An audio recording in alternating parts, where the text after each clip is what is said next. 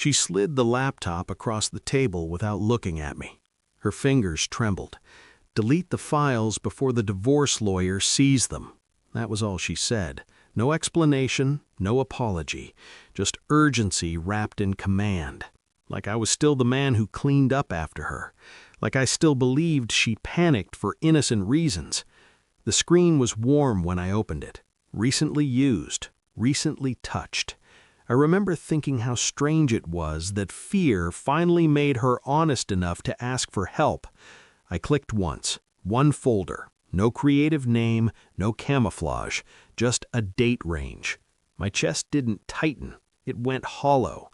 That's how I knew this wasn't shock. This was confirmation arriving late. I forwarded the folder to one email address. Didn't hesitate, didn't reread. 15 minutes later, the front door exploded inward. Her father stormed in like a man running from fire. His face had collapsed into something feral. He grabbed the laptop off the table with shaking hands and screamed at her, spitting every word like it burned. "Do you know whose email address that is?" She didn't answer. She just looked at me. And in that moment, everything she'd hidden finally understood it was too late. For months, she'd been living lighter. New perfume, new laugh, new silences. She stopped arguing, stopped caring, stopped asking where I was. The kind of calm that doesn't come from peace, only from replacement. I told myself stories, work stress, midlife panic, anything that didn't require me to admit I was being phased out of my own marriage. But betrayal leaves fingerprints. She guarded her phone like it contained her pulse. She started sleeping turned away from me, a subtle angle like a door left ajar for someone else. When she smiled at messages, she muted the sound. When she cried, there were no tears.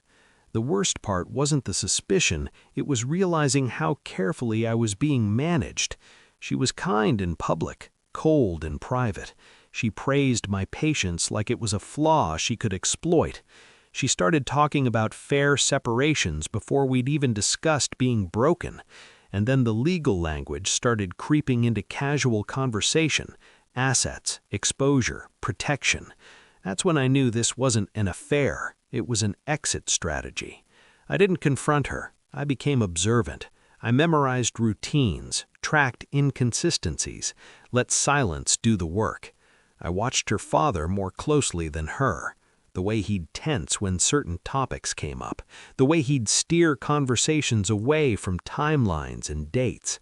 I pulled phone records, not messages. Patterns, late-night calls routed through encrypted apps, same number, same frequency, always when I traveled. I ran the name through corporate filings, then shell companies, then donor lists. That's when it stopped being personal and became dangerous. She wasn't just cheating, she was leveraging me, using my access, my credentials, my blind trust.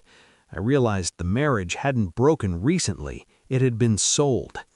The files confirmed everything. Contracts, emails, recorded calls. Not just infidelity, coordination. They were moving money, laundering influence, using my name to sanitize it, planning the divorce as a controlled burn, timed so I'd take the legal damage while they walked clean. Her father had orchestrated it. She'd agreed. I didn't raise my voice when I handed her the printed report. I didn't accuse. I asked one question. How long was I useful? She collapsed inward, not crying, just unraveling, like a lie losing tension. She said my name like it might still protect her. It didn't. The email I forwarded the folder to wasn't a lover. It wasn't a friend. It wasn't revenge in the way small people understand it. It was compliance, an address her father knew well. An address he'd paid to stay invisible, the kind of inbox that doesn't reply, but acts. That's why he ran. That's why he screamed. He didn't grab the laptop to save her. He grabbed it to save himself. I stood there while the truth finished its work. No shouting, no explanations, just gravity taking over. She finally spoke when he left. "You planned this." I shook my head. "No. I just stopped protecting you." That was the moment she understood the real loss wasn't the marriage, it was control. I left the house that night without packing. Didn't need anything from a place that had already been hollowed out. Weeks later, the investigations began. Quiet, surgical, names disappearing from boards, accounts freezing without announcement. Her father stopped answering calls. She tried to reach me once, just once. I didn't block her. I didn't need to. Some betrayals don't deserve reaction. They deserve exposure. And the coldest part? I didn't destroy her. I just let the truth meet people who knew exactly what to do with it. By the time the divorce finalized, I felt nothing.